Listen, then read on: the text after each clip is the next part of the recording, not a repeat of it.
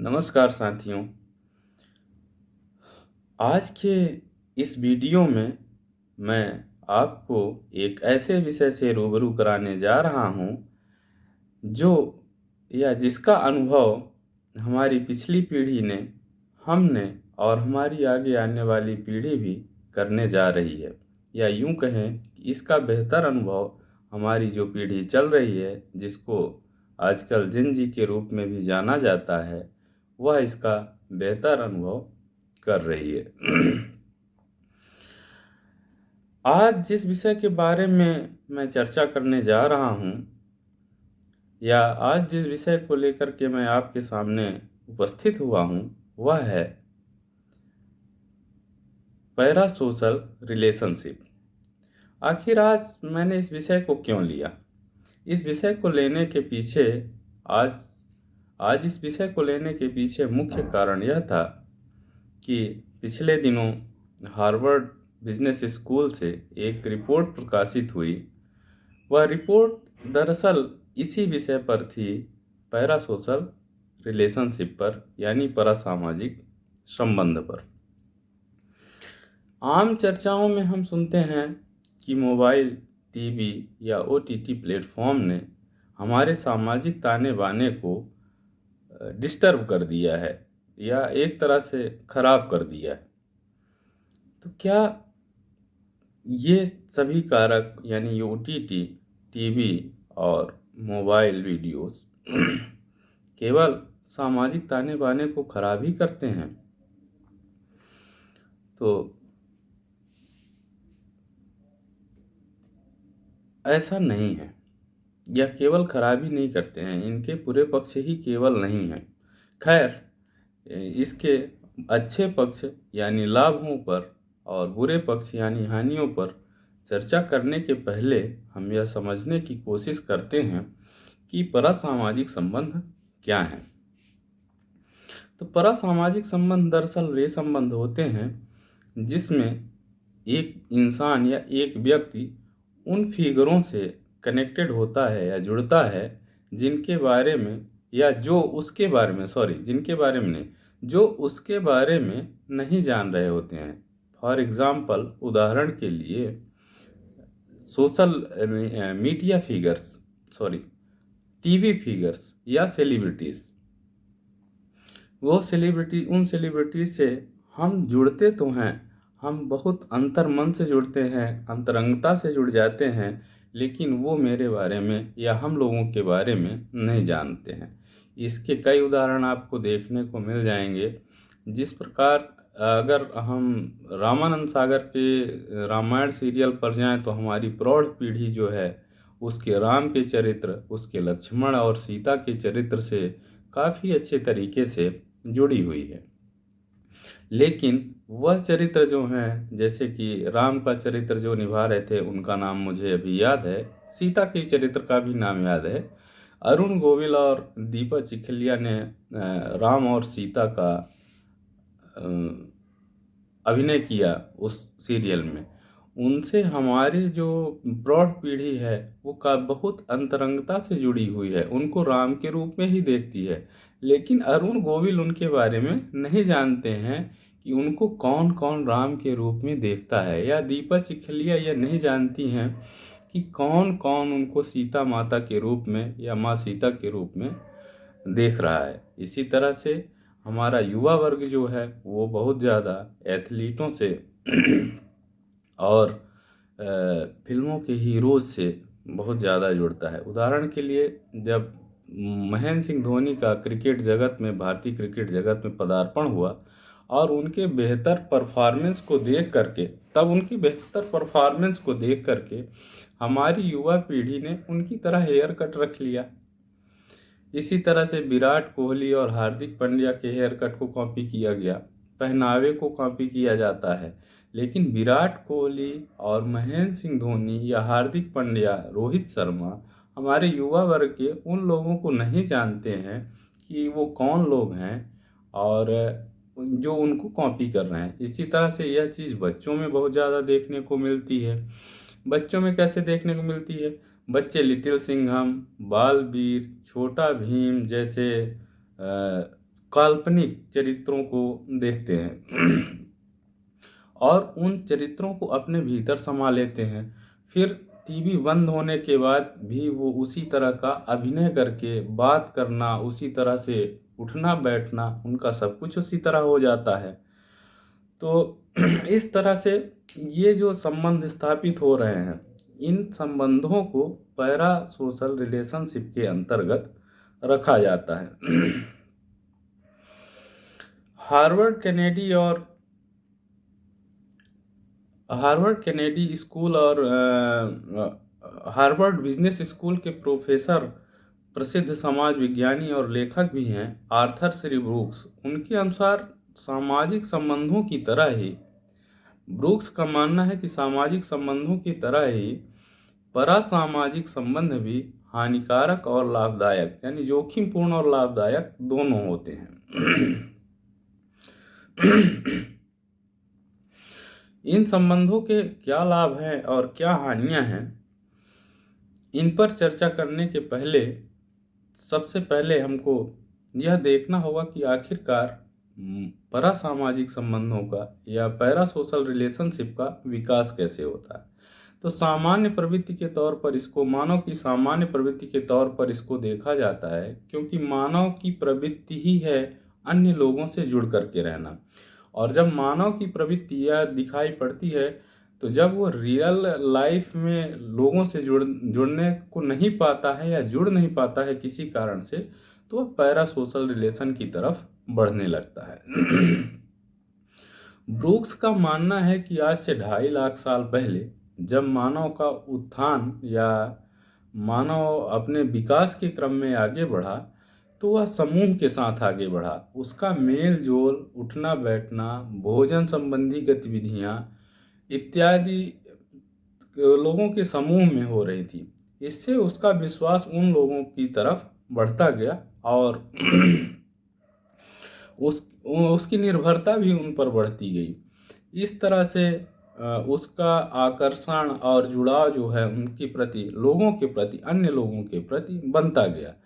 और यह जुड़ाव जो है उन लोगों की तरफ ज़्यादा दिखाई पड़ा या उन लोगों से ज़्यादा हुआ जिनसे वह नियमित रूप से मिल रहा है और उनके साथ नियमित उसका उठना बैठना हो रहा है।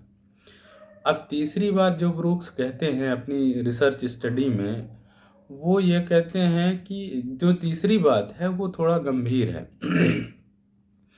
ब्रूक्स ने देखा कि एक हैरी पॉटर की एक बुक सीरीज है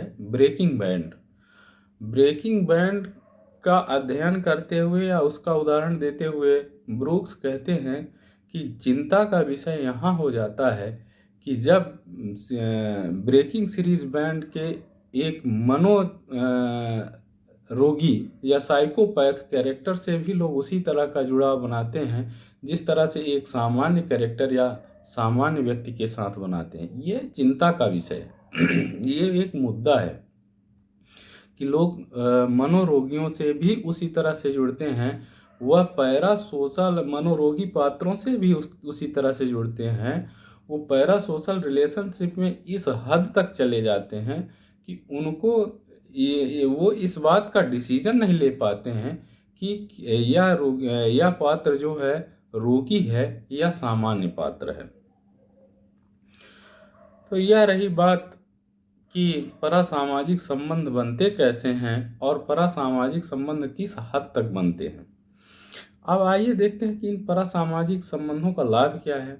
जिस तरह से सामान्य सामाजिक संबंधों के लाभ होते हैं, उसी तरह से परासामाजिक संबंधों के भी लाभ होते हैं। तो ये परासामाजिक संबंध अनुपूरक के रूप में कार्य कर सकते हैं। अनुपूरक के रूप में कार्य करने का मतलब कॉम्प्लीमेंट्री कार्य करना। जैसे किसी काम को करने जा रहे हैं, उसमें वृद्धि करा देना। प्रेरक हो सकते हैं, ये प्रेरणादायक हो सकते हैं परासामाजिक संबंध। आपको किसी भी विषय पर शिक्षित कर सकते हैं। जैसे जो सीरियल बन रहा है या जो मूवी बन रही है, वो एक किसी विषय पर बन रही है और उस विषय पर आपको वो एजुकेट कर रही है, शिक्षा दे रही है, आपके लिए आरामदायक हो सकते हैं। जैसे आप किसी तनाव भरे माहौल से आए और आप किसी लाफ्टर शो या कॉमेडी शो को देख करके आप तनाव मुक्त महसूस करते हैं अपने आप को, आपको आराम होने लगता है।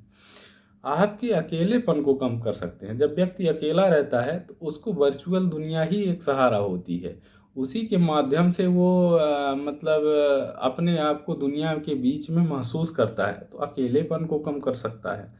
आपके मूल्य निर्धारण में सहायक हो सकते हैं।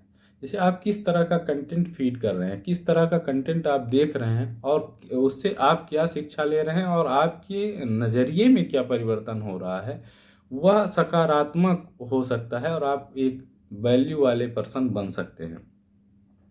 इसके संबंध में एक केस स्टडी भी है जो 300 लोगों के बीच में की गई, जिनका आयु वर्ग जो था 18 से 35 वर्ष का था। तो सकारात्मक अध्ययन मतलब इसमें केस स्टडी में उस समूह के को दो भागों में बांटा गया। एक समूह को केवल एक वीडियो दिखाया गया और दूसरे समूह को दो वीडियो दिखाया गया। पहले समूह को जो केवल एक वीडियो दिखाया गया, उसमें एक व्यक्ति दर्शकों से, जो लोग देख रहे थे, उनसे अपना सोशल बॉन्ड बनाना चाह रहा था, सामाजिक संबंध स्थापित करना चाह रहा था।